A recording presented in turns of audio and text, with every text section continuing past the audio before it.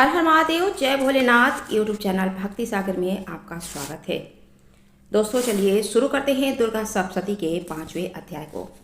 ऋषि बोले, प्राचीन काल में शुंभ निशुंभ दोनों ही असुरों ने बल के मद में आकर इंद्र का त्रिलोकी राज्य और यज्ञों के भाग छीन लिए।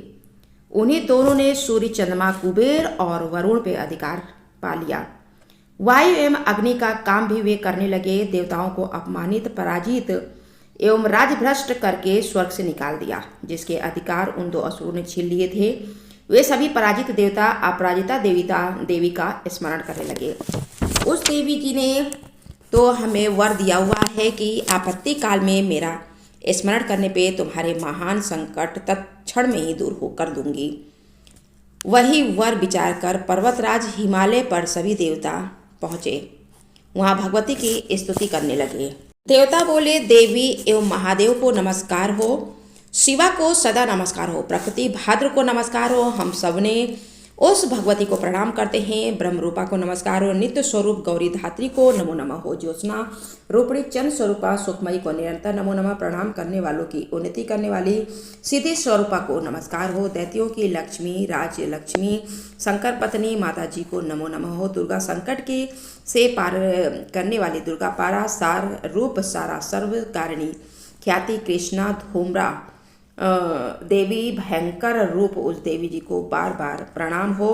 और जगत की प्रतिष्ठा रूपा कृति देवी को नमो नमः हो। जो देवी सभी प्राणियों में चेतना कही जाती है उसके नमस्कार हो और बार बार नमस्कार हो। जो देवी सभी प्राणियों में निद्रा रूप में कही गई है उसे नमस्कार हो, बार बार नमस्कार हो। जो देवी सभी जंतुओं में क्षुधा और छाया तथा तीसरा रूप से स्थित हो उसे बार बार नमस्कार हो। जो देवी सभी प्राणियों में क्षमा, शक्ति तथा तीसरा रूप में स्थित है उसे नमस्कार हो, बार बार नमस्कार हो। जो देवी सभी प्राणियों में लज्जा, शांति और श्रद्धा रूप में स्थित है उसे नमस्कार हो, बार बार नमस्कार हो। जो देवी सभी प्राणियों में कांति रूप से स्थित है उसे नमस्कार हो, बार बार नमस्कार हो। जो देवी सभी प्राणियों में भ्रांति, कांति और लक्ष्मी रूप से स्थित है उसे नमस्कार हो, बार बार नमस्कार हो। जो देवी इस सारे जगत में व्याप्त होकर चैतन्य रूप में स्थित है उसे नमस्कार हो, बार बार नमस्कार हो।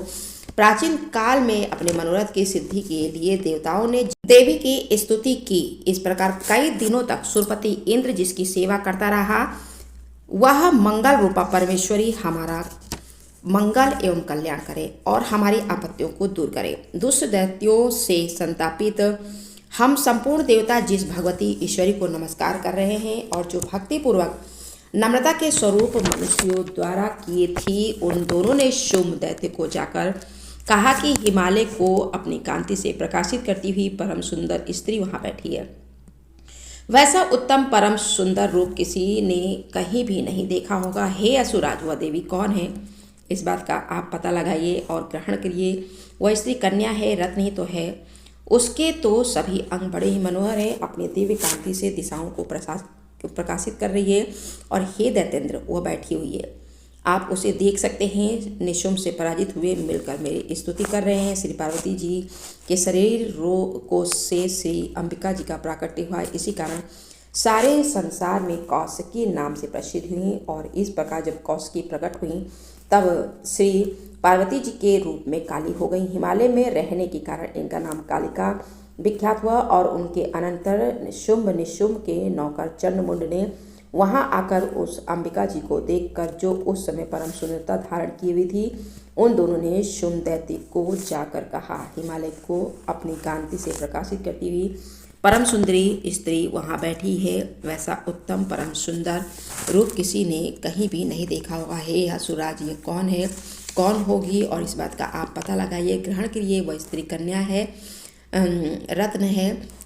उसके तो सभी अंग बड़े मनोहर हैं और अपनी दिव्य कांति से दिशाओं को प्रकाशित कर रही है। हे दैत्येंद्र, वह बैठी हुई है, आप उसे देख सकते हैं। हे प्रभु, जैसे ही आप उसे ग्रहण जैसे भी हो आप उसे ग्रहण कीजिए। ऋषि बोले, जब चंड मुंड के वचन सुनकर शुंभ ने कहा, असुर सुग्रीव को दूत बनाकर देवी जी के पास भेजा और कहा कि तुम मेरी ओर से उनसे इस प्रकार से कहना और इस प्रकार का उपाय करना जिससे कि वह प्रसन्न होकर अत्यंत शीघ्र ही यहाँ आ जाए। यह सुनकर वह दैत्य पर्वत के उस प्रदेश में पहुंचा जो कि अत्यंत सुंदर था। वहाँ देवी जी खड़ी थी। वहीं जाकर उसने देवी जी से बहुत मधुर वाणी द्वारा कोमल वचन कहे। दूत बोला, देवी, दैत्यों का स्वामी शुंभ तीनों लोकों में परमेश्वर है, मैं उसका दूत हूँ, आपके पास उसने भेजा है। मैं यहाँ आया हूँ। सभी देव जातियों में कोई भी ऐसा देवता नहीं है जो उसकी आज्ञा न मानता हो। उसने सभी देवता को परास्त कर दिए हैं। अब आपके लिए उसका जो संदेश है वह मुझसे सुनिए। उसने कहा कि सारी त्रिलोकी मेरी हो चुकी है, सभी देवता मेरे अधीन हैं, सभी यज्ञ भाग पृथक पृथक करके मैं ही पा रहा हूँ। त्रिलोक भर में उत्तम सभी रत्न मेरे अधीन हो चुके हैं। उसी प्रकार इंद्र के वाहन श्रेष्ठ ऐरावत हाथी को मैंने छीन लिया है। देवताओं ने क्षीर समुद्र से उत्पन्न ऊंचे श्रवा नामक अश्व रत्न प्रणाम करके मुझे भेंट कर दिया है। और भी जितने देव गंधर्व एवं नागों के पास रत्न रूप वस्तुएं थी वे सब हे सुंदरी मेरी हो चुकी हैं। हे देवी, अब हम तुमको स्त्रियों में एक रत्न मान रहे हैं। इस कारण आपको भी हमारे पास आ जाना चाहिए, क्योंकि हम तो रत्न के भोक्ता हैं। अब तुम्हारी इच्छा है, मुझे अथवा मेरे पराक्रमी भ्राता निशुम्भ को इन दोनों में से किसी को वर लो, क्योंकि तुम रत्न रूप हो। मेरे साथ विवाह कर लेने से तुम्हें अतुल ऐश्वर्य प्राप्त हो जाएगा। यह अपनी बुद्धि के द्वारा सोच ले, फिर मेरे साथ विवाह कर ले। ऋषि बोले, जब इस प्रकार देवी जी से दूत ने कहा तब वह जगत को धारण करने वाली भगवती देवी जी गंभीर होकर मंद मुस्कान करके बोली, दूत, तुमने जो कुछ कहा वह सत्य है, मिथ्या कुछ भी नहीं है। इसमें संदेह नहीं है कि शुंभ त्रिलोकी का स्वामी है और निशुम्भ भी वैसे ही है, किंतु मैंने भी प्रतिज्ञा की हुई है।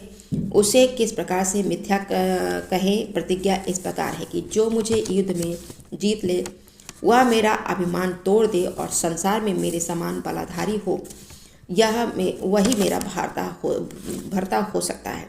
शुंभ आए अथवा महाशुंभ निशुंभ आए, मुझे जीत कर मेरा शीघ्रता से पारी ग्रहण करे। दूत बोला, देवी, तुम्हें अभिमान है जो इस प्रकार की बातें मेरे सामने कर रही हो? कहो भला, त्रिलोकी में ऐसा कौन सा पुरुष है जो शुंभ और निशुंभ का सामना कर सके? सारे देवता तो दूसरे दैत्यों का सामना भी नहीं कर सकते। तुम तो स्त्री हो, फिर अकेली हो। युद्ध भूमि में इंद्रादिक सभी देवता जिन शुंभ आदि दैत्यों के सामने न ठहर सके, भला तो स्त्री होते हुए उनका सामना कैसे कर सकेगी? इस तरह चलने से तुम्हारी प्रतिष्ठा होगी, अन्यथा वे तुम्हारे केस पकड़कर घसीटते हुए ले जाएंगे तो तुम्हारा गौरव नष्ट हो जाएगा। देवी बोली, दूत, इसमें कोई संशय नहीं है, तुम बलवान हो और निशुंभ भी पराक्रमी है, पर मैं करूं तो क्या करूं? प्रतिज्ञा करने से पहले मैंने यह नहीं सोचा था। अब तो तुम जाकर अपने असुर राज को मेरी बात कह दो, फिर जो समझे करे। छठा अध्याय। ऋषि बोले, देवी के इस प्रकार के वचन सुनकर दूत क्रोध से लाल होकर वहां से चला गया। आते ही दैत्यराज को विस्तार के साथ सभी बातें सुना दी। दूत के वचन सुनते ही दैत्यराज क्रोध से भर गया।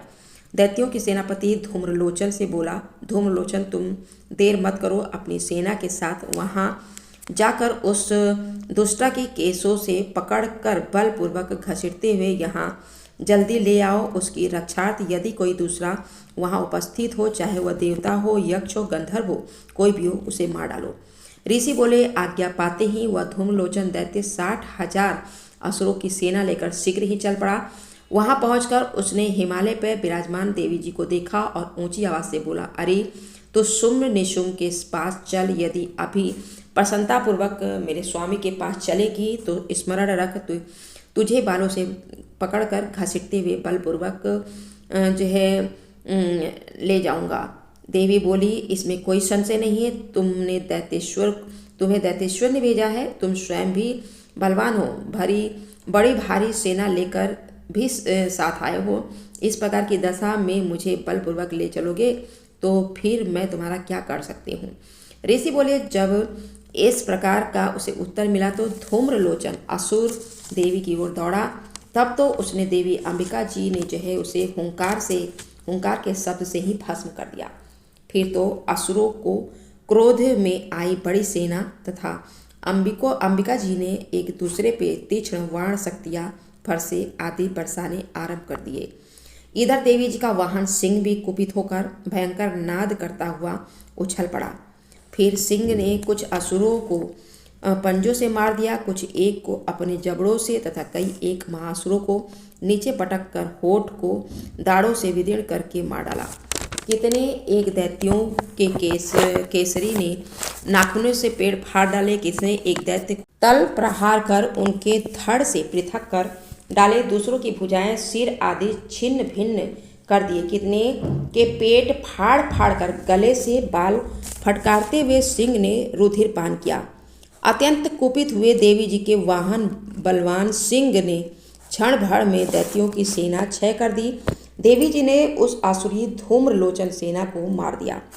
देवी जी का वाहन सिंह ने भी सारी सेना का क्षय कर दिया।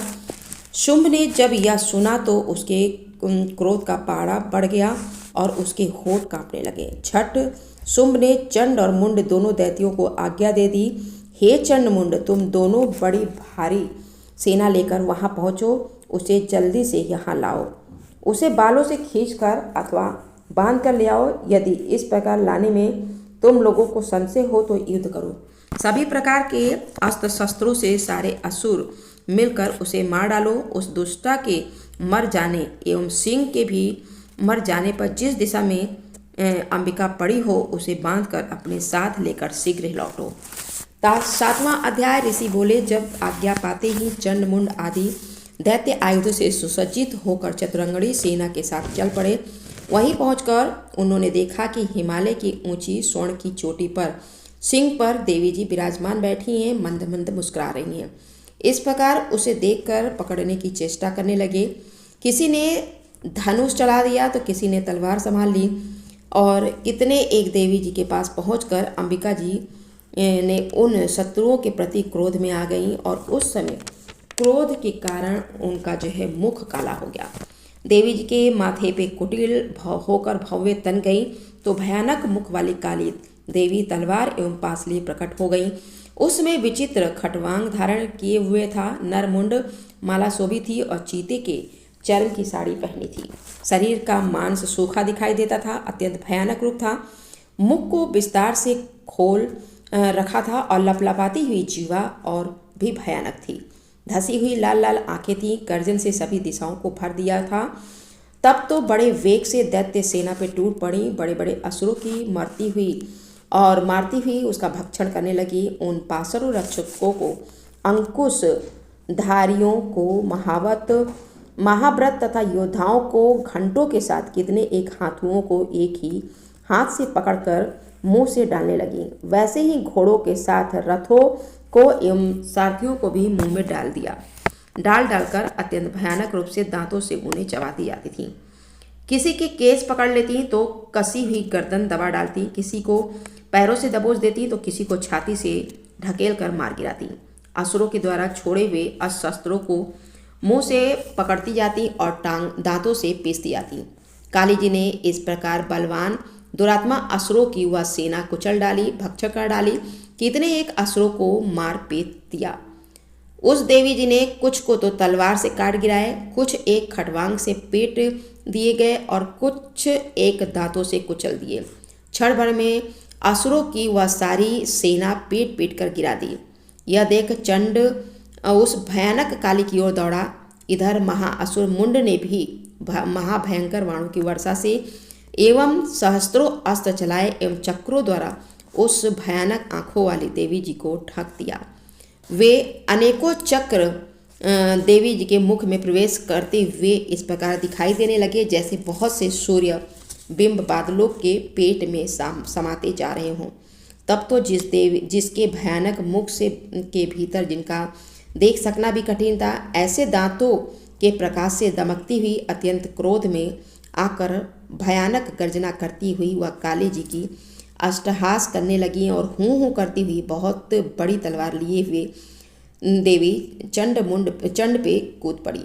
वे बालों से पकड़कर उसकी तलवार से झट चंड का सिर काट दिया और तब चंड को इस प्रकार मरा हुआ देखकर मुंड देवी की ओर दौड़ा और कुपित काली ने तलवार से मारकर पृथ्वी पर मुंड को गिरा दिया। वह महामली मुंड को मारा हुआ देखकर और सेना का नाश भी देखकर बची खुची सेना भयभीत होकर इधर उधर भाग गई। अतः काली जी ने चंड और मुंड के सिर हाथ में ले लिए, फिर भयानक अष्टहास करती हुई चंडिका जी के पास पहुंचकर बोली, मैं यह चंड और मुंड नामी महा आपकी भेंट चढ़ा दिए। अब तो युद्ध में शुंभ और निशुंभ का आप स्वयं वध करना। ऋषि बोले, अपने सम्मुख लाए गए चंड मुंड महाअसुरों को देखकर कल्याणी ने चंडिके काली से ललित वचन बोली, हे देवी कालिके, तीनों लोकों में चामुंडा नाम से तुम्हारी ख्याति होगी। 8वां अध्याय। ऋषि बोले, चंड और मुंड दोनों दैत्यों के मारे जाने पे और बहुत सी सेना के भी क्षय हो जाने पे असुर राज महाप्रतापी शुंभ के चित्त में भारी क्रोध पैदा हो गया। उसने सभी दैत्यों की सेना को युद्ध के लिए आज्ञा दे दी। उसने कहा, आज उदयुद्ध नामक 86 सेनापति अपनी सारी सेना को लेकर चले। काम्बू नामक 84 सेनापति ने भी अपनी सेना के साथ युद्ध के लिए निकले। मेरी आज्ञा से 50 करोड़ वीरकुल के असुर तथा 100 धौम्र कुल के सेनापति सेनाओं के साथ कूच कर दे और फिर मेरी आज्ञा से कालिका मार्य दौहद कालिके सभी असुर तैयार होकर शीघ्र प्रस्थान करें। भयंकर शासन करने वाले असुर राज शुंभ ने इस प्रकार आज्ञा देकर स्वयं भी बहुत सी सहस्त्रों सेनाओं के साथ प्रस्थान कर दिया। जब चंडिका जी ने देखा कि अब इस ओर भयानक सेना साथ लेकर निशुंभ आ रहा है, तब तो उन्होंने अपने धनुष की टंकार करके पृथ्वी पे आकर के मध्य भाग को गुजा दिया। हे राजन, उस समय सिंह ने भी बड़ी भारी गर्जना की। फिर अंबिका जी ने घंटा बजाकर उस गर्जना को और भी बढ़ा दिया। उस शब्द को सुनकर दैत्य सेनाओं ने चारों ओर से आकर देवी सिंह और काली को क्रोध के साथ घेर लिया। इसी अवसर के मध्य में ही राजन दैत्यों के नागेश के लिए जो है तथा देवताओं की वृद्धि के लिए अत्यंत बल एवं पराक्रम से प्रसन्न होकर ब्रह्मा विष्णु शिव कार्तिक स्वामी इंद्र आदि देवों की शक्तियों ने उन्हीं के शरीर से निकलकर उन्हीं के रूपों से चंडिका जी के पास आई और जिस देवता का जो स्वरूप जैसे भूषण तथा वाहन है, उन्हीं वस्तुओं से संपन्न होकर वह देवता शक्ति वही रूप धारण करके दैत्यों के साथ युद्ध करने आ गई। ब्रह्मा जी की शक्ति, जिसे ब्राह्मणी कहते हैं, वह हंसों से जुते हुए विमान पर आरूढ़ थी, अक्षसूत्र कमंडल से शोभित थी और सबसे प्रथम उपस्थिति हुई। माहेश्वरी की शक्ति वृषभ पे विराजमान, सुंदर त्रिशूल धारण किए, महासर्पों के कंकड़ धारण किए, मस्तक पे चंद्र रेखा सुशोभित थी, वह माहेश्वरी शक्ति आई। और कार्तिक स्वामी की शक्ति, हाथ में शक्ति लिए मोर पे आरूढ़ गुरु रूपणी कौमारी अंबिका शक्ति दैत्यों से युद्ध करने आई। वैसे ही विष्णु जी की शक्ति गरुड़ पे सवार होकर शंख चक्र गदा साग एवं संग हाथ में लिए हुए वैष्णवी शक्ति आ गई। यज्ञ वराह का विचित्र रूप धारण करने वाले विष्णु की वराह शक्ति वैसा ही शरीर धारण करके वहां आ गई। नृसिंह के समान शरीर को धारण किए, गर्दभ के बालों को फटकारने से आकाश के तारों को बिखेरती हुई नारसिंगी शक्ति वहां पहुंची और इंद्र की शक्ति, इंद्र के समान रूप वाले 1000 नेत्र धारण किए वज्र हाथ में लेकर एरावत गजराज पे आरूढ़ होके वहां आ गई। तब उन देव शक्तियों से घिरे हुए शंकर जी ने चंडिका जी से कहा, मेरी प्रसन्नता के लिए शीघ्र से शीघ्र इन असुरों का संहार करो। तब देवी जी के शरीर से अत्यंत भयानक सैकड़ों गिदड़ियों की भांति करती हुई बड़ी चंडिका शक्ति प्रकट हो गई। और तब उस अपराजिता देवी ने धुएं जैसी जटा वाले शिव जी से कहा, भगवान, आप दूत बनकर शुंभ निशुंभ के पास जाइए और वहां जाकर उन महाअभिमानी शुंभ निशुंभ दानवों को तथा युद्ध में आए हुए दूसरे दानवों को भी कहें कि हे दानवों, यदि तुम लोग जीना चाहते हो तो त्रिलोकी का राज्य इंद्र प्राप्त करिए, तभी सभी देवता यज्ञ भाग पाएं और तुम लोग पाताल में चले जाओ। यदि तुम्हें कुछ बल का अभिमान हो और युद्ध की अभिलाषा हो तो आ जाओ, तुम्हारे मांस से यह मेरी गिदड़ियां तृप्त हो जाएं। इस दूत रूप में स्वयं शिव को ही देवी जी ने नियुक्त किया। वह शिव शक्ति संसार में शिव द्विती इस नाम से विख्यात हुई। जबकि शिव द्वारा कथित देवी के वचन उन महाअसुरों ने सुने तो बड़े ही क्रोध में आ गए और जहाँ कात्यायनी देवी स्थित थीं असुर बढ़ने लगे। वह कुपित होकर उन देव शत्रुओं ने बाण, शक्ति, ऋषि आदि आयुधों से देवी जी पे पहले वर्षा करना शुरू कर दिया और तब टंकार करके धनुष द्वारा पहने पहने बाण छोड़कर देवी जी ने खेल ही खेल में उनके फेंके हुए बाण, शूल, शक्ति, परशु इत्यादि शस्त्रों को काट डाला। फिर काली भी उनके सामने होकर शत्रुओं को शूल के प्रहारों से चीरती फाड़ती, खटाक से कुचली मारती, पिचरने लगी। इधर ब्राह्मणी शक्ति भी जिस ओर दौड़ती उसी ओर से अपने कमंडल का जल छिड़क देती, जिससे शत्रुओं का पराक्रम और तेज नष्ट होता जा रहा था।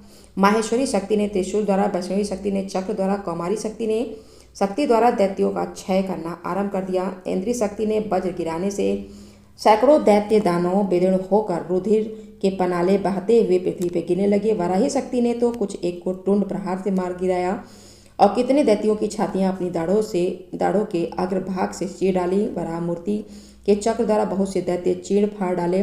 कितने महादैत्यों को नरसिंह शक्ति अपने नाखूनों से विदीर्ण करके खाने लग गई। कितने दैत्य शिवदूती के कठोर अश्रहास से भयभीत होकर पृथ्वी पर गिरते गए और फिर उन्हें वह खाती हुई। इस प्रकार वह अत्यंत कुपित होकर अनेक उपायों द्वारा बड़े बड़े दैत्यों को मारते हुए मातेगढ़ को देखकर दैत्य शत्रुओं के सैनिक भागने लग गए। उन दैत्यों को मातेगढ़ से पीड़ित होकर भागता हुआ देखकर युद्ध करता हुआ महाअसुर रक्तबीज युद्ध करने के लिए आ गया। रक्तबीज के वज्रमय शरीर से एक भी रुधिर बिंदु जो है जब पृथ्वी पर गिरता तो उसी के समान बलवान दूसरा असुर पैदा हो जाता। उस महाअसुर ने आकर इंद्र शक्ति के साथ युद्ध किया। तब इंद्र शक्ति ने उसे वज्र के द्वारा रक्त बीज की ताड़ना की। वज्र के लगते ही उसके शरीर से बहुत सा रुधिर बहने लगा और रुधिर की एक एक बूंद से बहुत से योद्धा पैदा हो गए, जिसका रूप पराक्रम रक्तबीज के समान था। जितनी भी रक्त की बूंदें शरीर से गिरी उतने ही उसके सदृश बल वीर्य पराक्रमी पुरुष उत्पन्न हो गए। वे रक्त से उत्पन्न हुए पुरुष भी अत्यंत भयानक अस्त्र शस्त्रों से सुसज्जित मातृगढ़ों के साथ लड़ने लगे। फिर इंद्री ने वज्र से उसका सिर छत बिछत कर दिया।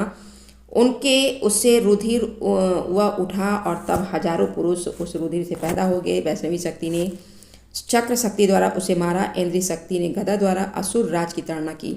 वैष्णवी के चक्र से छत होने पे उसके शरीर से जो ही रुधिर स्राव हुआ उससे हजारों उसी के समान महाअसुर पैदा हो गए, जिससे संपूर्ण जगत भर गया। और कौमारी ने शक्ति से मारा, वाराही ने तलवार से, माहेश्वरी ने महाअसुर रक्तबीज को त्रिशूल से हनन किया और उस दैत्य ने भी गदा द्वारा सभी मातृगणों का पृथक पृथक मारा। उस समय रक्तबीज बड़े ही क्रोध से समावेश था। शक्ति शूल आदि आयुधों से कई बार विक्षत होने पर उसके शरीर से रक्त प्रवाह के पृथ्वी पर गिरते ही सैकड़ों असुर उत्पन्न हो चुके और दैत्यों के रुधिर से उत्पन्न उन असुरों से सारा जगत व्याप्त हो गया। तब तो देवता अत्यंत भयभीत हो गए। देवताओं को डरा हुआ एवं उदास देखकर तब शीघ्र ही चंडिका जी ने काली से कहा, हे चामुंडे, अपना मुख तुम और भी विस्तार से फैलाओ। मेरे शस्त्र के मार से गिरते हुए रुधिर बिंदु तथा बिंदुओं से उत्पन्न महादैत्यों को अपने वेगवान मुख द्वारा खाती जाओ। युद्ध भूमि में रुधिरोत्पन्न इस महान दैत्यों का भक्षण करती हुई घूमती रहो। इस प्रकार कहकर चंडिका जी ने रक्तबीज पे त्रिशूल से प्रहार किया। फिर काली जी ने रक्तबीज का रुधिर मुख से ग्रहण कर लिया। उस दैत्य ने भी चंडिका जी पे गदा चलाई, किंतु उस गदा पात द्वारा चंडिका जी को कुछ थोड़ी सी भी वेदना नहीं हुई और रक्तबीज के छत विक्षत शरीर से जो बहुत सा श्राव गिरने लगा उसे चामुंडा मुख द्वारा जो है पीती गई और जो रक्तपात से दैत्य उत्पन्न हो गए थे उन्हें भी मुख में डाल गई। इस प्रकार चामुंडा जी ने सभी दैत्य खा डाले और रक्तबीज का रुधिर भी पी डाला। तब देवी जी ने शूल, वज्र, तलवार, ऋषि आदि आयुधों से हीन कर उस महाअसुर रक्तबीज को मार दिया। शस्त्र समूहों से आहत होकर वह पृथ्वी पर गिर पड़ा और रुधिर को उसका चामुंडा ने भी जो है पी लिया था और उसकी मृत्यु होने पे देवता परम प्रसन्न हुए और मातृगण उनके रुधिर पान के मत से उन्मत्त होकर नृत्य करने लगे। 8वां अध्याय दुर्गा सप्तशती का यहीं पे होता है समाप्त।